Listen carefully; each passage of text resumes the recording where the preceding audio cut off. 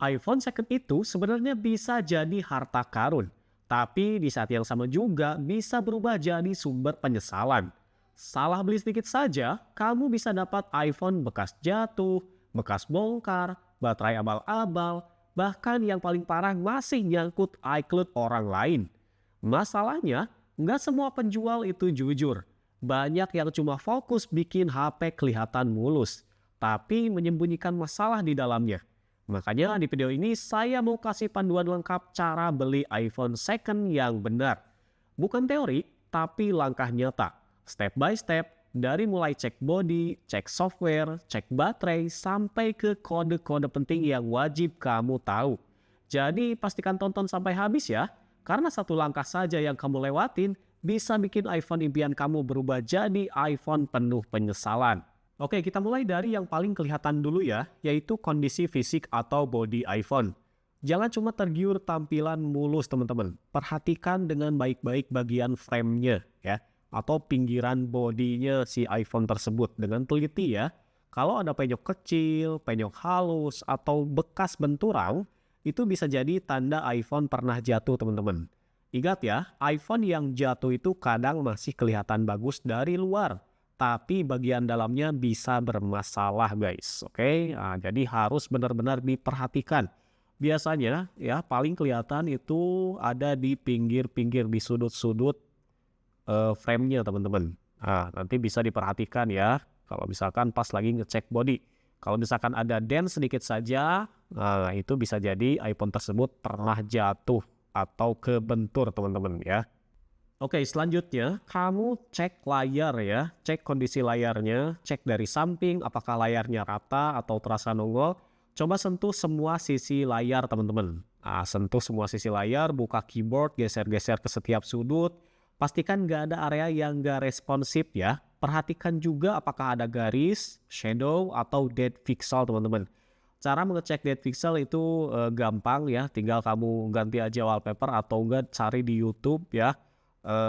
Video untuk mengecek dead pixel teman-teman, kayak warna merah, kuning, hijau, abu, hitam ya. Itu nanti ganti-ganti kalau misalkan kita pakai video dari YouTube teman-teman ya. Terus biasanya saya suka mengecek layar itu menggunakan notes teman-teman. Menggunakan notes, tinggal kamu garis-garis aja seperti ini ya, coret-coret semuanya sampai rata. Kalau misalkan ada garis yang putus, nah itu tandanya layarnya itu bermasalah teman-teman ya. Jadi pastikan si garis-garisnya itu jangan putus ya. Nah, kalau misalkan nggak putus, berarti itu layarnya bagus. Kemudian kalau layarnya bukan original, biasanya true tone-nya hilang teman-teman ya. Bisa dicek di brightness. Nah, si true tone-nya ini hilang kalau misalkan si LCD-nya pernah diganti ya. Kemudian si warnanya juga kurang natural ya, atau brightness-nya terasa aneh teman-teman ya. Jadi perhatikan juga si brightness-nya itu apakah betul-betul terang. Kalau misalkan pernah diganti LCD, si brightness-nya terasa janggal. Jadi kurang enak dilihat teman-teman ya. Oke, setelah itu cek bagian kameranya teman-teman ya. Buka aplikasi kamera, kemudian silahkan kalian coba fokuskan. Pastikan fokusnya cepat dan hasilnya bersih teman-teman ya. Coba foto di kondisi terang, kemudian lihat hasilnya ya. Nah, kalau misalkan lihat ada bercak atau kabut atau debu di dalam lensa, besar kemungkinan iPhone ini pernah dibongkar teman-teman ya. Jangan lupa tes semua tombol ya, mulai dari tombol power, volume, sampai dengan silent switch teman-teman. Jadi pastikan tombol-tombolnya berfungsi dengan baik ya, dan enggak keras teman-teman ya. Jangan sampai keras pas kalian tekan tombolnya. Kalau misalkan agak keras, berarti itu ada sedikit masalah di bagian tombol-tombolnya teman-teman. Kemudian selanjutnya kalian cek untuk port USB-C-nya teman-teman ya. Kemudian colokan charger ya, dan pastikan iPhone langsung mengisi daya teman-teman tanpa harus digoyang-goyang dulu si kabel chargernya ya. Karena port charger yang bermasalah itu tanda pemakaian berat atau bekas servis teman-teman. Silahkan kalian coba chargernya dibolak-balik. Karena iPhone yang pernah diservis itu biasanya si chargernya itu nggak bisa dipakai pas di sudut yang lainnya teman-teman ya. Kemudian banyak orang yang nggak sadar kalau iPhone mereka sebenarnya sudah kena masalah serius yang namanya panic full, teman-teman. Masalah ini nggak kelihatan dari luar ya, karena bisa aja bodinya mulus, baterainya terlihat sehat, iOS sudah update, tapi di dalam ada hardware yang pelan-pelan bermasalah. Panic full ini paling sering muncul di iPhone second, teman-teman, terutama yang pernah jatuh, dibongkar, atau ganti baterai abal-abal ya.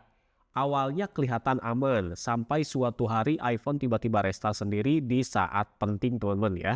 Yang bikin nyesek, panic full nggak bisa disembuhkan dengan reset, update iOS, atau restore, teman-teman ya. Karena ini bukan bug software, melainkan alarm dari iOS kalau ada hardware yang bermasalah. Cara ngecek panic full itu seperti ini, teman-teman. Silahkan kalian buka setting, kemudian scroll ke bawah ya. Ada yang namanya privacy and security. Silakan masuk ke sana. Kemudian scroll lagi ke bawah. Ada yang namanya analytic and improvement. Nah, nanti kalian di sini menemukan yang namanya analytics data, teman-teman. Masuk ke sana ya. Kemudian ketikkan di pencarian panic. Nah, ini kosong ya. Kalau ada satu saja berarti iPhone itu pernah error serius. Kalau ada banyak itu sudah tanda bahaya banget, teman-teman ya.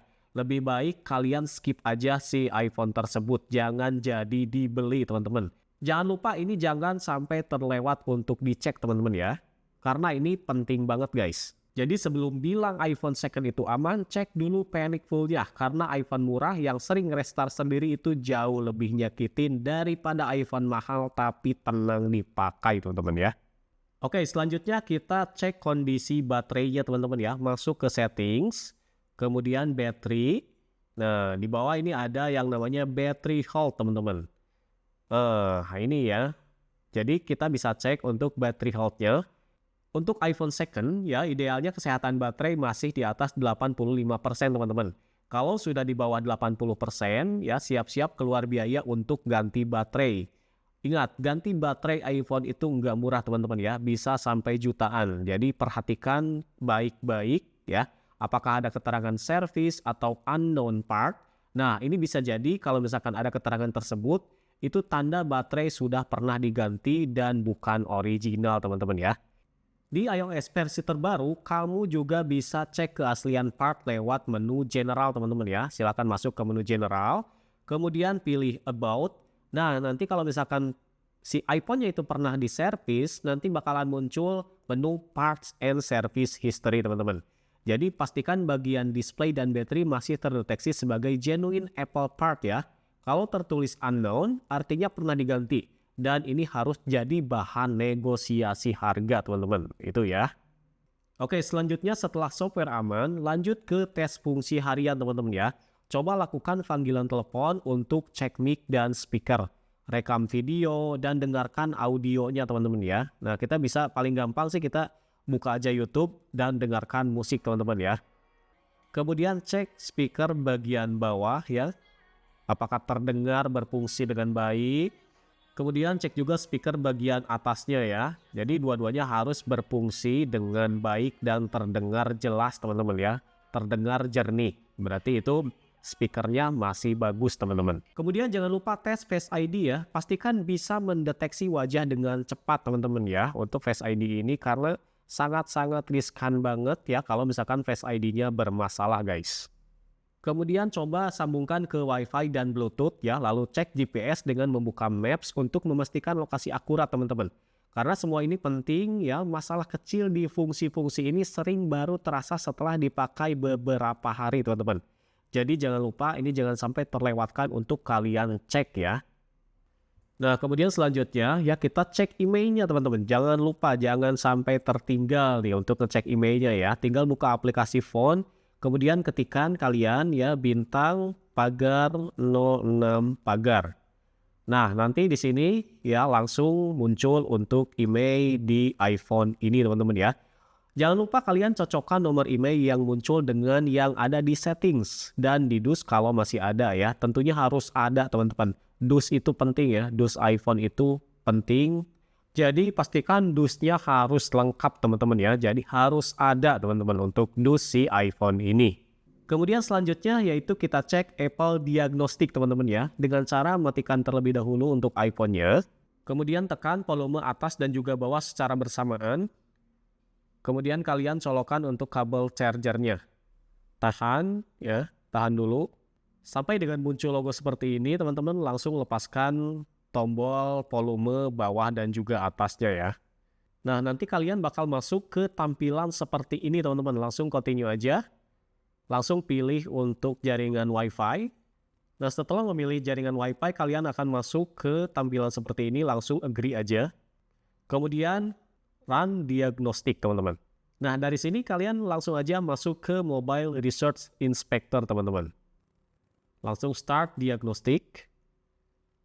Nah, tunggu sampai selesai ya. Ini biasanya 1-2 menit teman-teman.